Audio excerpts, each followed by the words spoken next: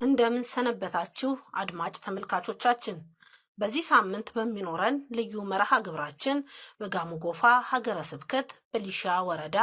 ከሱራ ተራራ ዝቅ ብሎ ስለሚገኘው የሊሻ ቅዱስ ባለወልድ ቤተ ክርስቲያን ታሪካዊ፣ ባህላዊና ሃይማኖታዊ እሴትነቱን በጠበቀ መልኩ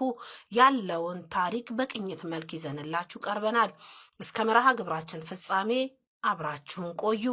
የሊሻ ቅዱስ ባለወልድና ቅድስት ኪዳነ ምህረት ቤተክርስቲያን የተመሰረተው በ1939 ዓመተ ምህረት ሲሆን ቤተክርስቲያኑ ከመመስረቱ በፊት የአካባቢው ማህበረሰብ ክርስትና ለማስነሳትና ለመንፈሳዊ አገልግሎት ከአካባቢው ራቅ ብለው ወደ ብርብር ማርያም ገዳምና ወደ ተለያዩ ገዳማትና አድባራት በመሄድ መንፈሳዊ አገልግሎት ያገኙ እንደነበር የአካባቢው ተወላጅና የሀገር ሽማግሌ የሆኑት አቶ